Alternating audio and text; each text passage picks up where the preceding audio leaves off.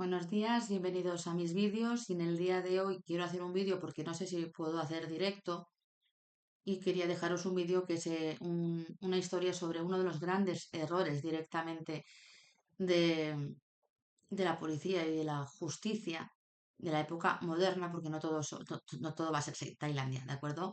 Entonces os voy a presentar a Amanda Knox. Esta es Amanda Knox, una chica italiana, una chica estadounidense que tuvo un problema muy serio en Italia y que se vio privada directamente de sus derechos fundamentales en un país europeo. Bueno, empezamos con la historia para que veáis lo que pasó. En primer lugar, os voy a presentar a Amanda. Amanda, como habéis visto, era una chica muy joven en la foto. Nació en Seattle en el año 87, concretamente el 9 de julio, y era una mujer estadounidense que pasó casi 4 largos años en una prisión italiana tras su condena por el presunto asesinato de su compañera de piso, Meredith Ketcher, de 21 años, en el año 2007, concretamente el 2 de noviembre del año 2007, que residían al sur de Italia, en la vía Pérgola número 7 de Perugia, que es un pueblecito que está en una colina, apartado de la mano de Dios, en una ciudad universitaria. Presuntamente había matado a su compañera de piso a puñaladas, pero ya veréis que hay más cosas que van a ir saliendo a lo largo de la historia. Bueno, el juicio fue objeto de interés de los medios de comunicación mundial porque los fiscales y la misma policía se se aseguraron directamente de que la fallecida, la señora Meredith, fue víctima de un juego sexual alimentado por drogas que salió mal. Y esa es la versión que estaba dando la policía. Bueno, que sepáis que ambas eran estudiantes de intercambio lingüístico. Una era estadounidense, Amanda, y la otra era británica. Y compartían una casa en la ciudad universitaria de Perugia en el 2007 con otras chicas que eran italianas. La víctima tenía 21 años y fue encontrada en su casa muerta, que le habían cortado la garganta y la habían agredido de manera íntima. Bueno, pues Amanda en el momento del asesinato había llamado ya a la policía después de regresar al apartamento donde estaba la víctima, tras pasar la noche con su novio llamado Rafaele Solecito y de encontrar la puerta de la habitación de la fallecida cerrada con llave y sangre en el baño. Bueno, aquí realmente lo que tenéis que saber es que ella llegó al apartamento, vio unas gotitas de sangre en el lavabo, no le dio importancia, pensó que alguien se había cortado, se dio una ducha y cuando salió y se fijó que estaba todo el baño con excrementos, la taza del baño, y que había más sangre, fue hacia la habitación de su compañera de piso, intentó abrirla y no pudo. Entonces llamó a su novio, que se personó en el domicilio, intentó abrir la puerta 2 veces a petición de Amanda y no pudo. Entonces Amanda llamó también a la policía. Y a las 3 y 10 de la tarde se presenta la policía en el apartamento y se encuentra la siguiente situación. La ventana estaba rota, había un sostén y unos vaqueros con sangre en el suelo y el cuerpo de la víctima estaba tirado en el suelo al lado de la cama, cubierto con una manta y todo lleno de sangre, incluyendo una mancha de sangre en la pared con forma de mano en la que se ve perfectamente la silueta y los dedos. Entonces, por el mero hecho de que la víctima estuviera cubierta con un edredón, el fiscal que llevaba el caso dijo que esto tenía que haber sido una mujer, porque un hombre directamente no iba a tener esos miramientos de haber tapado a la víctima. Y el fiscal también se fijó mucho en que estaban la pareja intentando consolarse fuera de la escena del crimen. Bueno, pues en la reconstrucción, toda la gente que estaba allí haciendo la reconstrucción llevaban las calzas obligatorias, los guantes obligatorios, pero no llevaban cubierto el pelo. La prensa se volcó en el asunto, al ser un asunto que se había cometido en un pueblo perdido en una colina de Italia, fue un boom mediático. Y la prensa carroñera, que los españoles no somos, bueno, con el tema de Daniel, hemos sido carroñeros, la prensa no, lo siguiente, pero es que esto fue una barbaridad. Buscaba cualquier detalle, dado que el crimen se catalogó como crimen sexual. Buscaban cualquier evidencia, cualquier detalle, especialmente cuando la autopsia dio como resultado que existía alguna interferencia de carácter sexual al encontrarse en el cuerpo ADN de un varón desconocido. En el cuerpo también había pequeños cortes en el mentón y un corte muy profundo en la garganta. Es decir, para la autopsia, Meredith había sido torturada, agredida de manera íntima y la causa de la muerte era degollamiento. Se dijo, por tanto, que era un crimen sexual grupal en algún tipo de orgía y la prensa se frotó las manos con la noticia. Llegaron incluso periodistas ingleses como el señor Nick Prisa para cubrir la noticia. En un primer momento, Amanda dijo que estaba en el apartamento de su novio Rafael Solecito, con el que tenía una relación desde hacía una semana antes de ocurrir el crimen. Se había conocido en un concierto de música clásica y, según Amanda, estuvieron viendo una película y leyendo un libro de Harry Potter. Al día siguiente, cuando Amanda regresa a su casa, como os he dicho, solo ve unas gotitas de sangre en el lavabo y no le dio importancia. Se dio una ducha, ve excrementos en la taza del baño, se da cuenta de que algo pasa porque la puerta del cuarto de la víctima estaba cerrada y no podía abrirla. Entonces ella decide llamar a la policía y a su novio para contarle lo que ha pasado y su novio intenta abrir la puerta hasta en 2 ocasiones, pero no puede. Aparentemente era un robo, parecía que era un robo que había salido mal y la policía le hace mirar hasta en los cajones de los cubiertos para ver si faltaba algo, porque se presumía que el crimen se había cometido con un cuchillo. Ella dice que no le falta nada porque piensa que es un robo simulado. Y la policía ya sospechaba de la pareja. Entonces, 3 días después, interceptan una llamada entre la pareja intentando pues esclarecer el hecho. Y citan a comisaría a Rafael y ella, sin estar citada, lo acompaña y la dejan fuera. En dicho interrogatorio es importante que sepáis que fue un interrogatorio exhaustivo, por calificarlo de manera suave, en el que llegaron a decirle que Amanda, la policía, le dijeron que Amanda era una guarra, una fresca, que tú no le importas, y consiguen con engaños y mucha agresividad, porque fue un interrogatorio sin abogado, directamente acosando a Rafael para que confiese que Amanda no estuvo en el apartamento esa noche.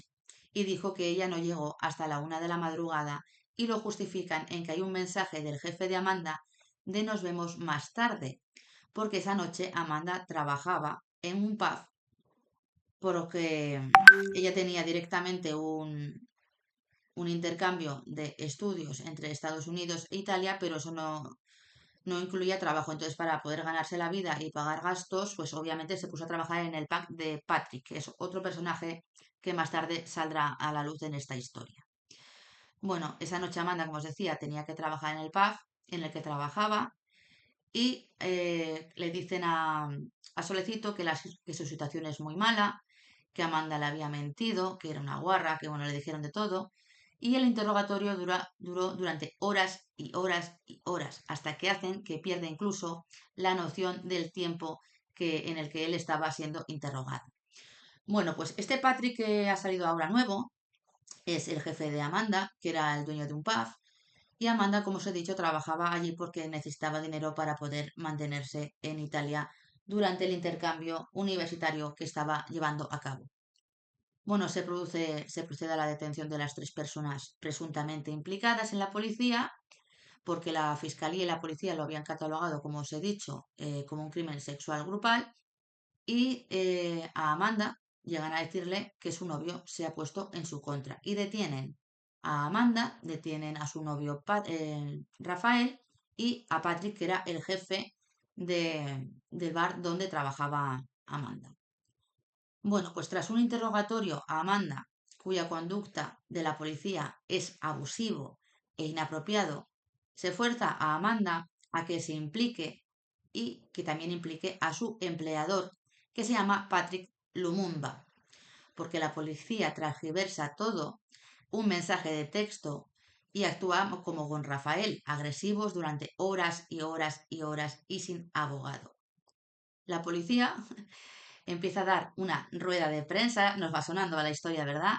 Para manifestar que ha habido 3 arrestos y explicar a la prensa y al mundo lo buenos que son, porque estaban en el foco mediático y querían hacer ver que podían dar la talla directamente en gestionar un crimen de estas características en un pueblecito pequeño de una colina de Italia. Bueno, Amanda y Rafael fueron acusados inicialmente de asesinar a Meredith en colaboración con Patrick, pero Patrick fue liberado sin cargos, luego lo veréis, poco después porque pudo acreditar que para el día del crimen tenía coartada que se la dio un cliente.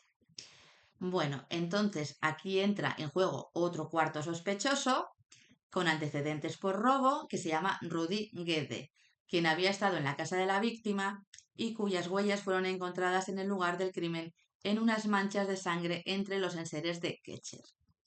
Este señor estaba fuera del país, porque obviamente se fue del país, y se cursó una orden internacional de arresto. Fue arrestado y puesto a disposición de la policía italiana porque el ADN encontrado en Meredith correspondía con este señor también. Bueno, ahora vamos con una de las noticias para que las podáis ver.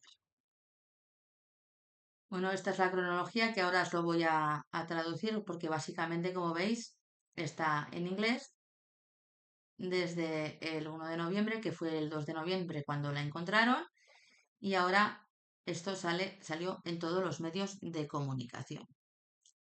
Bueno, pues el 2 de noviembre, como os digo, encontraron a Meredith muerta en su casa que compartía con Amanda y todo lo que os he comentado. El día 5 de noviembre, que son 3 días después, detuvieron a Knox y Rafael Solecito para interrogarlos.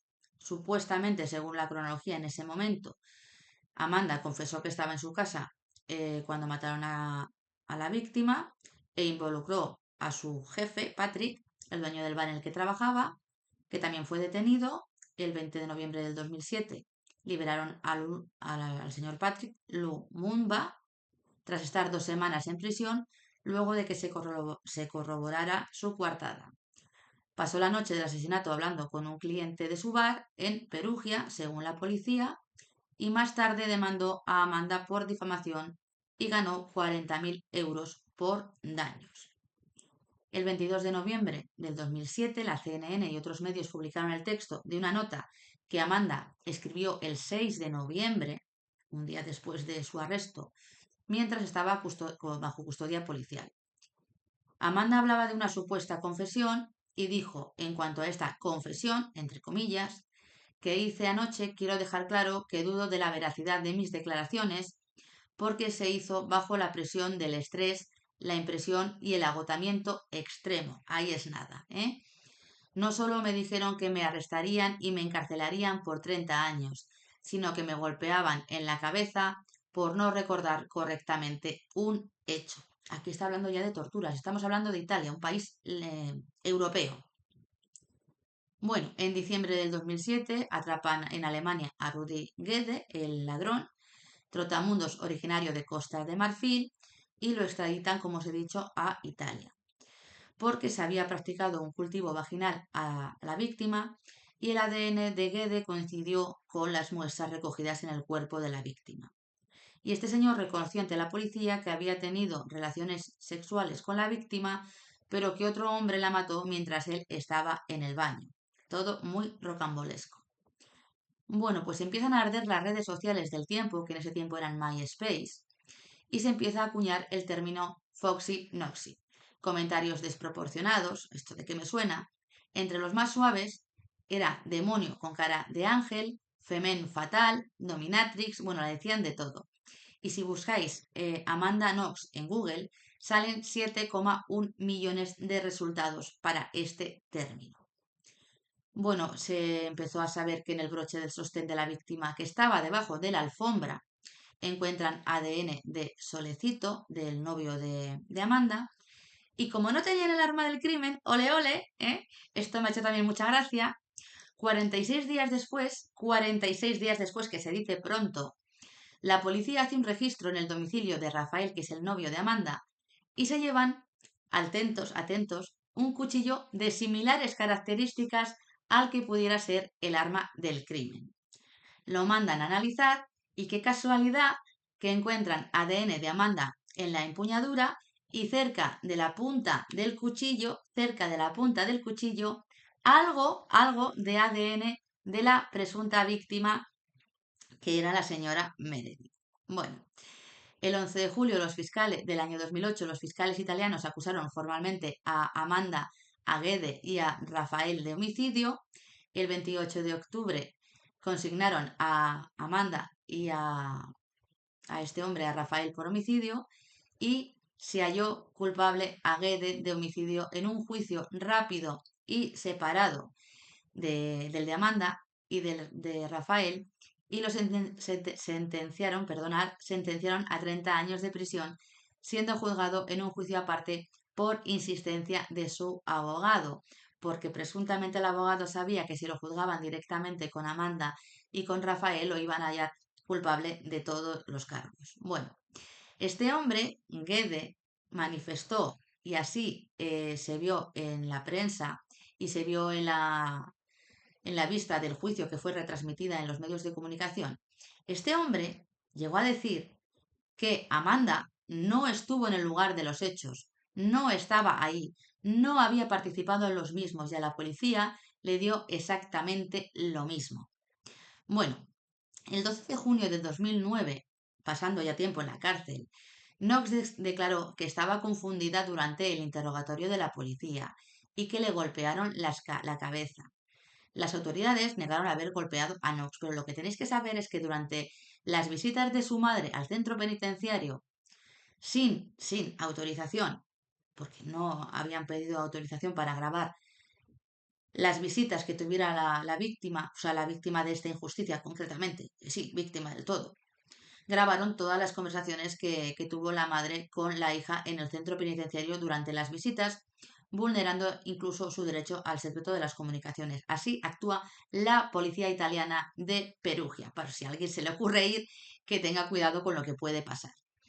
El 4 de diciembre del 2009 el jurado decidió que Amanda y Rafael eran culpables de todos los cargos por haber presuntamente apuñalado hasta la muerte a Meredith y Amanda recibió una sentencia de 26 años de prisión y su novio, como era hombre, como no hace nada de efecto la presión mediática, fue condenado a 25, es decir, a ella se le puso más pena que a él. Y la gente de fuera de la sala lo celebró con vítores. Bueno, tras la sentencia se dio una rueda de prensa por parte de la familia de la víctima, de Meredith, que se habían personado directamente en el lugar de los hechos cuando ocurrió y se les dijo que habían matado a su hija, hermana, porque tenía hermanos, pues se trasladaron a Italia y la madre, incluso dicho por el fiscal, quiso y pidió despedirse de la víctima, vio el cuerpo de su hija y le dio un beso. Entonces, hicieron una rueda de prensa, estaban muy contentos dentro de la situación porque presuntamente se había hecho justicia, porque se les había vendido que era un crimen de orgía sexual, drogas y toda la pesca, y ellos llegaron a creerse que lo que decía la policía era cierto. Contra la sentencia se presentó el correspondiente recurso de apelación y el 11 de diciembre del 2010, Knox, es decir, Amanda Knox, dijo en el juicio de apelación que ella y Rafael eran inocentes y que los habían acusado injustamente. El 18 de junio del 2011 también declararon dos presas que declararon que la joven estudiante no estaba involucrada en el asesinato de su compañera de departamento. Pero los fiscales les quitaron la credibilidad a los testigos porque no sabían quién había sido el autor material del presunto asesinato. Es que decir, el fiscal también iba a por todas. Los abogados defensores argumentaron que la carta que Guede, el violador, el que había abusado sexualmente de la víctima, se basaba en una impresión y que sus acusaciones no se basaban en hechos o sucesos que hubieran atestiguado. Porque después tenéis que saber que el agresor, el que estaba condenado, Guede, pues obviamente cambió de versión para ver si así podía salir mejor parado de su condena y se le pudiera rebajar en un hipotético recurso de apelación. Bueno, pues Amanda subió al estrado y rindió un testimonio emotivo y dijo que estaba impactada por lo que este señor había dicho de ella. Dice que la única vez que conoció o que oyó hablar de Guede y este hombre, de Rafael y de ella, únicamente lo había visto y lo había oído cuando estuvieron en una habitación en el tribunal y que él sabía cuál era la verdad y que ella no sabía nada de los hechos que habían ocurrido esa noche. El 29 de junio de 2011, los especialistas forenses informaron al tribunal que las pruebas de ADN que relacionaban a Amanda con el presunto homicidio eran infundadas y le dieron fuerza a la apelación. Los especialistas dijeron que aunque coincidían que el ADN de Amanda estaba en el cuchillo, las pruebas de ADN de la víctima no eran confiables. La fiscalía argumentó que el cuchillo se usó para apuñalar a la víctima en el cuello y que Amanda lo había limpiado. Pero la muestra era tan pequeña que los científicos forenses no pudieron hacer una segunda prueba, por lo que el equipo legal de Amanda manifestó sus dudas sobre la validez del ADN. Los abogados defensores también señalaron que el pequeño broche de metal del sostén de la víctima tal vez se habría contaminado porque no se recolectó como prueba, sino hasta 6 semanas después del homicidio. Lo tenían ahí durante 6 semanas, sin cadena de custodia y sin nada. Los fiscales habían dicho que había ADN de Rafael en el broche y una experta en ADN independiente volvió a reexaminar las pruebas porque entendieron que no estaban bien hechas. Y constató que la escena había sido contaminada porque no se habían cambiado las calzas de una habitación a otra. Habían ido arrastrando las sustancias que pudieran dar lugar al ADN de una habitación a otra. No se habían cambiado los guantes al proceder a coger los objetos de la vivienda para no trasladar el ADN de un objeto a otro. Y porque no se examinaron las pruebas de una en una, sino que cogieron 30 pruebas forenses a la vez y las examinaron sin cambiarse los guantes de una a otra. O sea, con lo cual podía haber habido transferencia. Además, en el broche del sostén había 3 tipos diferentes de ADN de 3 hombres distintos y el ADN de Rafael era ínfimo, era muy pequeño, una partícula muy pequeña, una muestra muy pequeña que pudo ser contaminada al ir de una habitación a otra con las mismas calzas, dado que el polvo que movemos al caminar es suficiente para arrastrar nuestro ADN de un lugar a otro según la experta. No había rastros de ADN de Amanda y de Rafael en la escena del crimen, no habían estado en esa habitación, no había ADN en el cuchillo realmente, y cuando esto se hizo público fue una total locura. El 25 de julio del 2011, los expertos del tribunal declararon que los científicos forenses de la policía que habían participado en el caso del homicidio, habían cometido una serie de errores garrafales evidentes durante la investigación. Los expertos dijeron que a causa de los errores que la policía había cometido durante la investigación original, las pruebas contra Amanda y Rafael deberían ser consideradas inadmisibles. El 5 de septiembre del 2011, los fiscales lucharon por mantener que Amanda y Rafael estuvieran entre rejas defendiendo las pruebas de ADN. El 6 de septiembre del 2011, otra experta forense manifestó lo mismo que os he dicho, que la máquina que se utilizó para examinar el ADN no estaba limpia y rechazó las insinuaciones de que el broche estuviera contaminado. Es decir, intentaron decir que estaba todo muy bien hecho. Pero entonces, el 7 de septiembre, el juez Claudio Pratillo Hellman rechazó la solicitud de la Fiscalía de repetir las pruebas de ADN. También rechazó la petición de la Fiscalía de presentar documentos nuevos sobre las pruebas de ADN y un nuevo testigo que se habían sacado de la manga, porque se le estaba cayendo el chiringuito. El 24 de septiembre del 2011, la fiscal Manuela Comodi terminó con un resumen de la Fiscalía, atacó a los expertos independientes que cuestionaron las pruebas de ADN y dijo que su revisión había sido vergonzosa, inadecuada y se presentó hostilmente. Y fueron a por la defensa totalmente porque vieron que los estaban dejando en evidencia. Y pidió, además, no solo que se mantuviera la pena, no, sino que se aumentara la condena de Amanda y de Rafael a cadena perpetua por haber intentado defenderse. Ahí es nada. Y esto en Italia, en un país europeo. El 26 de septiembre del 2011, los abogados de las partes presentaron sus argumentos finales. El abogado de la familia de Meredith, llamado Francesco Maresca, presentó al jurado las fotos del cuerpo de la víctima para mostrarles el dolor de Meredith. Os va sonando, ¿no? Intentar ir por la vena lacrimógena directamente para que el jurado ya directamente se pusiera en contra de la persona que estaba siendo enjuiciada. Amanda evitó ver las fotos y el abogado de Lumunda, del señor Guede, que se llamaba Carlo Pacelli, acusó a Amanda de tener dos caras, una angelical, buena, compasiva y la otra luciferina, demoníaca y satánica, tal cual se estaba viendo en la prensa. El 27 de septiembre del 2011, la abogada de Rafael, que se llamaba Giulia Bongiorno, criticó que los medios retrataran a Amanda como una mujer fatal y la compararan incluso con un personaje de caricaturas, es decir, con Jessica Rabbit, de ¿Quién protesta? No soy mala, solo me dibujaron así, en su cinta. ¿Quién engañó a Robert Rabbit? Y empezó a hablar de ese tema. Dijo que no había pruebas físicas que demostraran que Amanda y Rafael estuvieran en la escena del crimen porque no habían estado, y atacó la credibilidad de las pruebas de ADN, diciendo que las declaraciones de Amanda las hizo en la noche de su detención porque la policía directamente había sido muy agresiva y que había que desechar esa declaración a causa de la hostilidad en los interrogatorios policiales con incluso pues torturas físicas, no solamente psicológicas. El 3 de octubre del 2011, un jurado italiano revocó la condena que se impuso en 2009 a Amanda y a Rafael. Sin embargo, el juez falló que Amanda era culpable de difamar a Patrick, su jefe, uno de los primeros sospechosos en el caso, porque esta señora acusó de haber matado directamente a la víctima, cuando no era verdad, porque tenía coartada.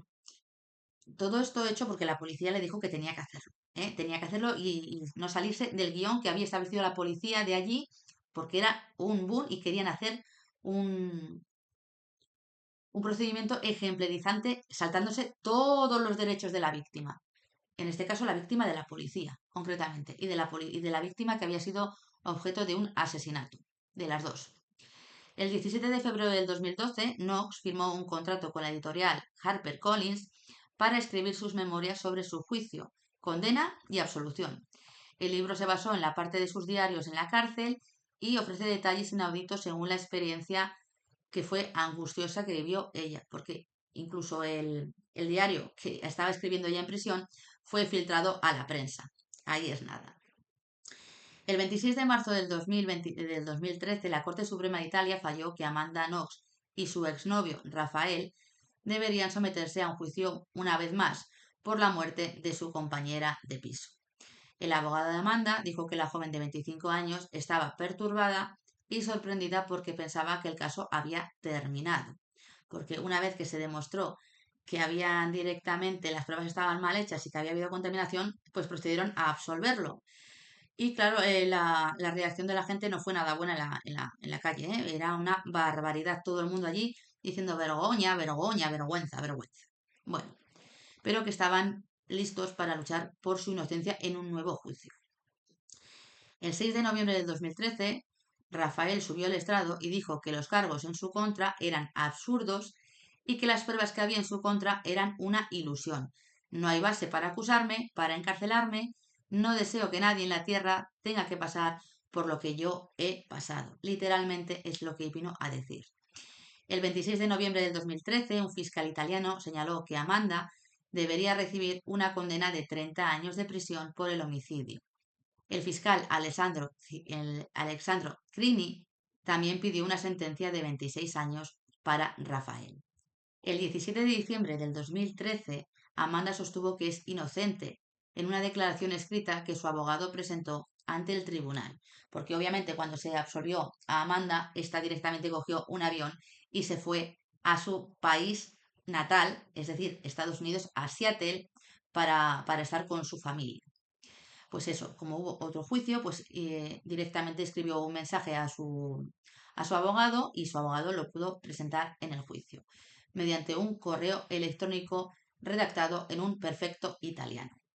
El 30 de enero del 2014, una corte de apelaciones italiana sentenció a Amanda y a Rafael por cargos de homicidio después de un nuevo juicio. Otra vez se fueron condenados.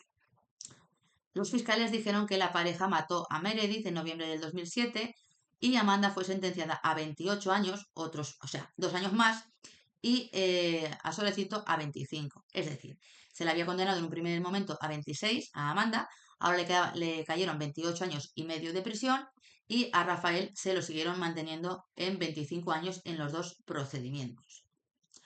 El 27 de marzo del 2015, Amanda fue definitivamente absuelta por la Corte Suprema de Casación italiana y, sin embargo, aunque la absolvieron del delito de asesinato, condenaron a Amanda por las calumnias contra su jefe Patrick Lumumba, que fue confirmada por todos los tribunales. Y ella, Amanda, manifestó que la policía le amenazó con 30 años de prisión. Un oficial me abofeteó 3 veces diciendo, recuerda, recuerda. Esto lo dijo Knox. Dice que lamenta mucho no haber sido lo suficientemente fuerte como para poder soportar la presión de la policía, y estas frases las dijo en italiano. Dijo también que nunca quiso calumniar a Patrick, que era su amigo, que le cuidó y le consoló por la pérdida de su amiga, y que lamentaba mucho no haber podido resistir la presión y que él sufriera por esta causa. Porque, como os he dicho, este hombre fue arrestado y luego realmente pues fue absuelto. Y realmente los abogados de este hombre dijeron que el caso había afectado mucho a su reputación, que se hizo conocido en todas partes como el monstruo de Perugia, tuvo que cerrar el bar y se tuvo que mudar a Polonia, de donde era su mujer. Bueno, pues que sepáis que la audiencia en la que se supone que se absolvió a Amanda y a Rafael se llevó a cabo a puerta cerrada y se prohibió la grabación de audio y de vídeo hasta que se leyera el veredicto. Bueno, y aquí tenéis pues la noticia de que expertos en ADN informan a un tribunal italiano de los errores de recopilación en las pruebas cometidas por el caso de Amanda Knox. Obviamente, aquí vemos que se tuvo que meter también incluso el sistema del Departamento de Justicia de Estados Unidos y otros estados, incluyendo al presidente Trump. Y todo ello porque realmente la defensa de Amanda y de Rafael solicitaron una revisión de las pruebas de ADN, de todas las pruebas que se habían hecho durante la tramitación de la causa, y esa revisión fue concedida. En el primer juicio, los fiscales sostuvieron que el ADN de Amanda se encontró en el mango del cuchillo de cocina y el ADN de la víctima también en la hoja, y en este caso dicen que el ADN de Rafael fue encontrado en el broche, como os he dicho. Bueno, pues revisaron todo, y los expertos independientes dijeron al tribunal que la recopilación de las pruebas no cumplió, ojito con esto, no cumplió con los estándares internacionales y puedan haber resultado contaminados.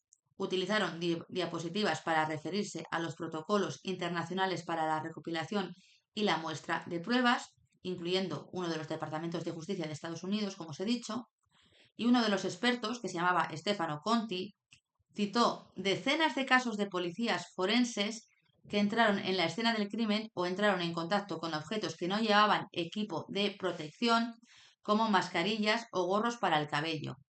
Dijo que si bien las pruebas deben envolverse en papel o guardarse en bolsas de papel, la policía a menudo usa bolsas de plástico, lo que aumenta el riesgo de contaminación. Hay varias circunstancias que no se adhieren a los protocolos y procedimientos, dijo ante el tribunal. Y en las imágenes y capturas de los fotogramas mostrados en el tribunal durante la sesión, 2 agentes de policía recogieron el broche del sujetador y el guante que llevaba uno de los 2 policías parecía estar sucio en los 2 dedos. Contaminaron la prueba porque estaban los guantes contaminados con otras cosas que no deberían de haber sido. Conti señaló que el broche del sostén fue recogido 46 días después del apuñalamiento de Meredith. El mismo año, un jurado liberó a Knox y a Rafael en apelación después de que surgieran dudas sobre las pruebas forenses utilizadas en su contra. Y como os he dicho, Knox regresó a Estados Unidos después de pasar 4 largos años de prisión, encerrada injustamente. Según los expertos, a lo largo de los 46 días se movieron varios objetos y al mismo tiempo habrían entrado y salido varias personas, señalando justamente que existía un riesgo muy alto de contaminación.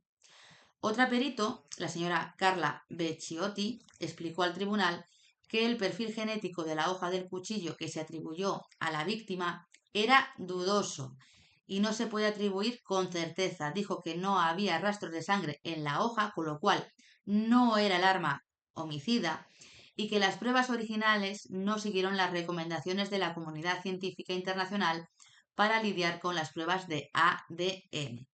La misma señora Carla dijo que la revisión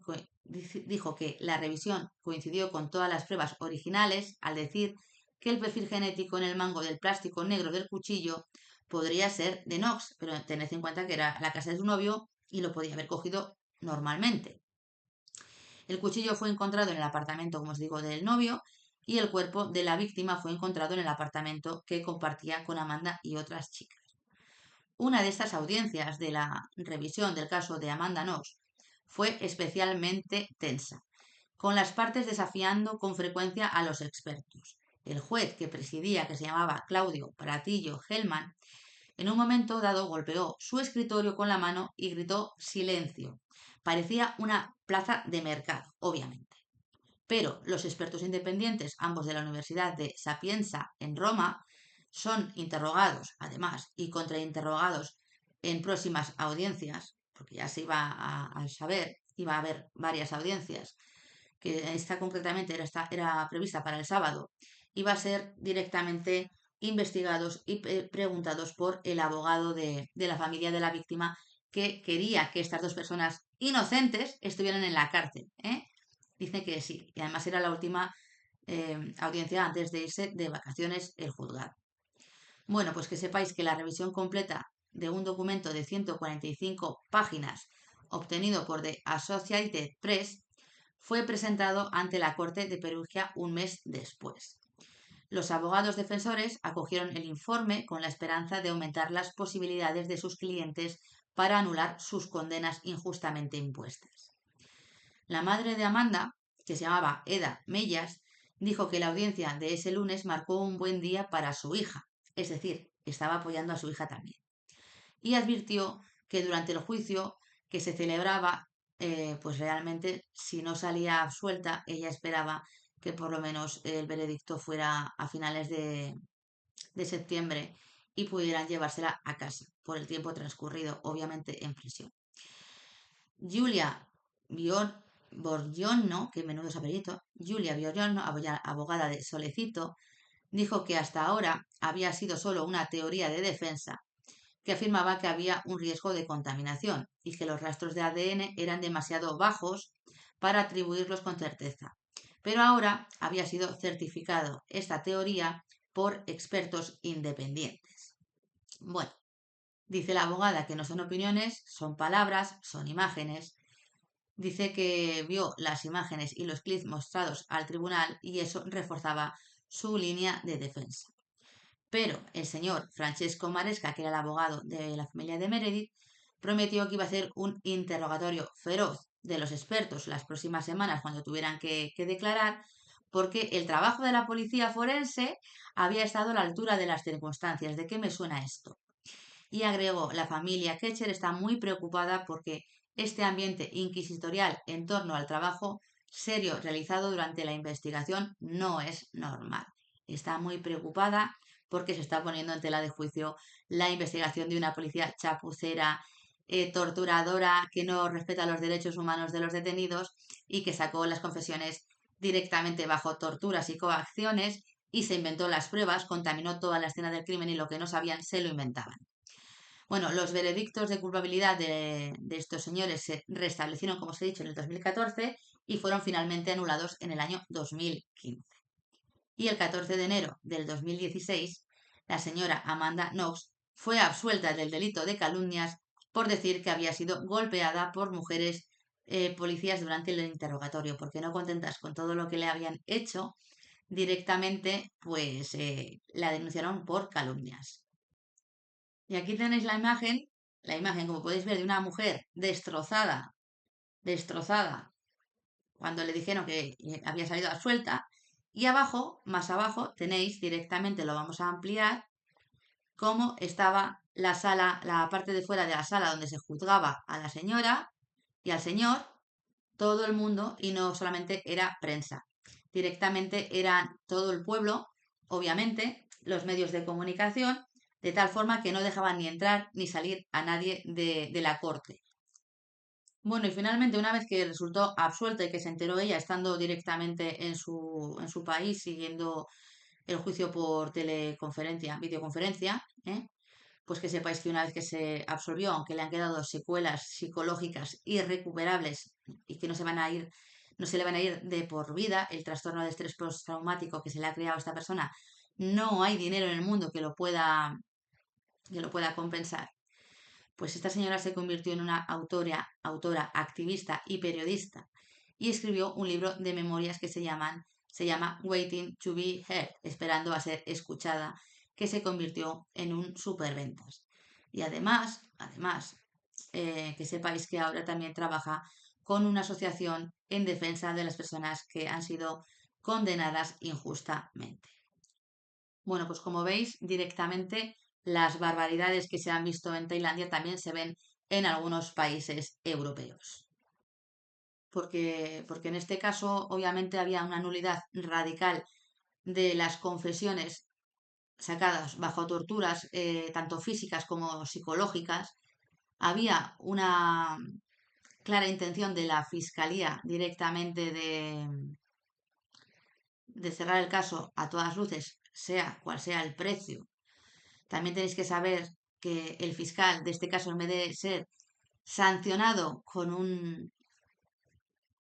una sanción, algo, la policía, nadie hizo nada ni contra la policía ni contra el fiscal, que además fue ascendido a fiscal general encima de todo lo que hizo, que él sigue manteniendo que si son inocentes tendrán, como él es católico, apostólico romano, pues tendrán que perdonar a la justicia italiana, y que si son culpables pues tendrán que rendir cuentas ante el juicio final en el que no hay ningún tipo de duda sobre ADN, y siguen manteniendo sus 13. Pero la policía que actuó así no fue sancionada, no salió en los medios de comunicación que tuvieran ningún tipo de responsabilidad penal por haber torturado a dos personas, uno de ellos italiano y otra estadounidense, y encima se creyeron contra ella, pero que salió absuelta porque lo pudo demostrar, obviamente, porque ya sabían el trato que se le había dado también a su novio Rafael, y seguramente al Patrick, obviamente también le tuvieron que hacer la misma clase de interrogatorio.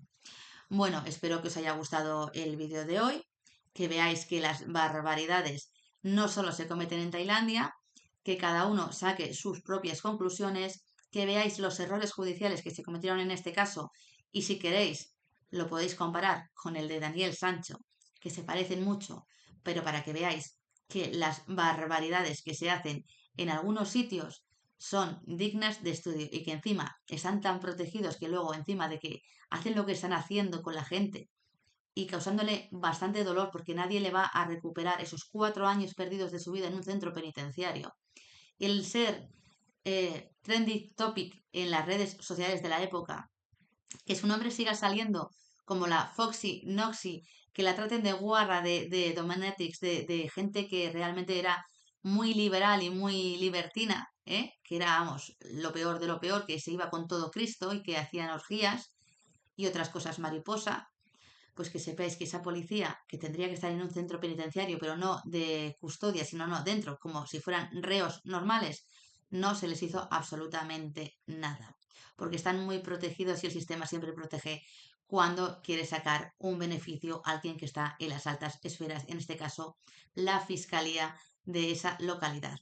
Objetivo que consiguió, porque como os he dicho, fue directamente ascendido a fiscal general, cuando realmente tendrían que haberle echado de la carrera judicial.